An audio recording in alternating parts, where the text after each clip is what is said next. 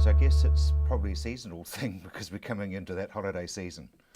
Yes, it is. I think health insurance is important at any time, but over that holiday period, we have a tendency to relax a little bit more, be on holiday, we do things differently. You know, we get the boat out, we go water skiing, we do all those activities, and we're not necessarily as fit as what we think we'd like to be, and that's when we have accidents. And yes, we've got ACC that helps with accidents, certainly with regards to the medical side of things, but you know, there is some things that just aren't covered by ACC. And I think the second thing is we have a tendency to be busy doing things during the year. And we come up to Christmas and it's really busy and it's to a degree quite stressful. And then afterwards we take a big sigh and we think, now we're on holiday. And that's often when things in our health start coming to the surface. And it's quite often then that we need that medical insurance to be able to get us back healthy and fit and medically appropriate to go back to work and start for the new year. What sort of things are covered? Well, you know, I think health insurance is about, first and foremost, about having choice. So it's about having choice about when you might have a surgery, where you might have a surgery, and having a choice of medications, which is really important and can have quite a different outcome for people.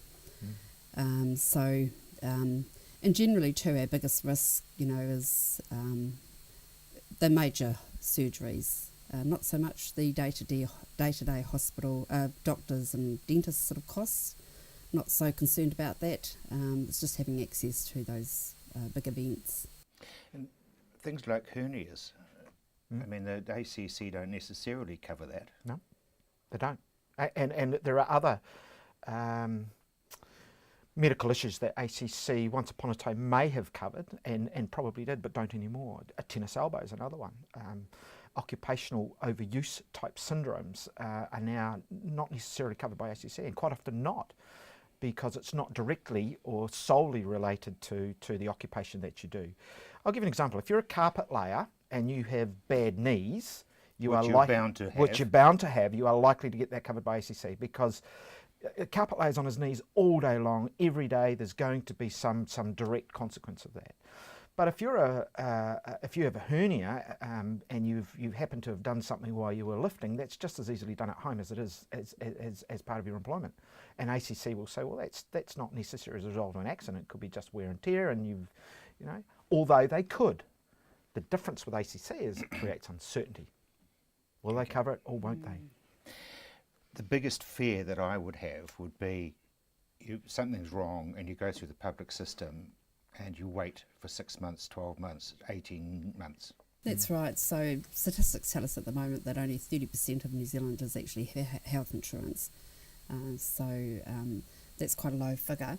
If you're on the public system, it also tells us that from your first GP referral, it's through to having an intervention, it's about 244 days that people are having to wait.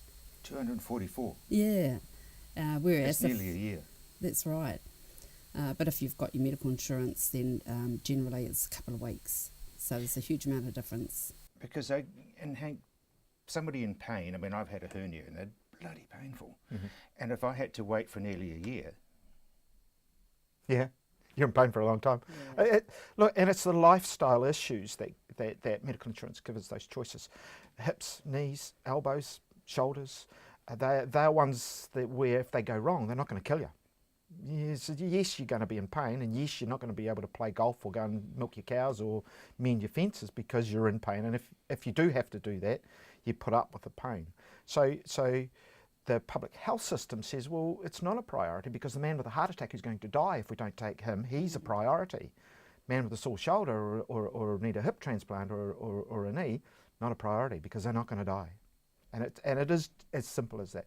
I think the other aspect is that's particularly pertinent to the rural sector is you can choose when you have your operation, your surgery. So if you're on the public health system and you're a contract milker or a share milker, do you know when your name's going to come up? Oh, middle of calving. Middle of calving. Exactly. And you're going to go, I can't do it now. Yeah. So you go back into the crew. So you go back in there and do you know what? It's going to come up in a year's time. In springtime. So the medical insurance will give you a choice that says, look, it suits me to have my operation in June because that's my quiet time after Gypsy Day, of course, but it suits me to have that in June. So I can go through my recovery knowing that I'm not needed on the farm, and it's not going to be a consequence on my business. Do people obviously work like that, and they'll actually say, as Hank says, because it does give them choice. Yes, oh, absolutely, choice and that certainty. That's the key things. You know, the issue is the cost, isn't it? That's what, you know, makes it very hard for people. I mean, talking about my own experience, my hernia was thousands of dollars, and I wouldn't be able to. So there are ways to manage that, though. You know, so we look at what type of cover you want to. You know, you cover your biggest risk. That hospital and that surgery is your biggest risk.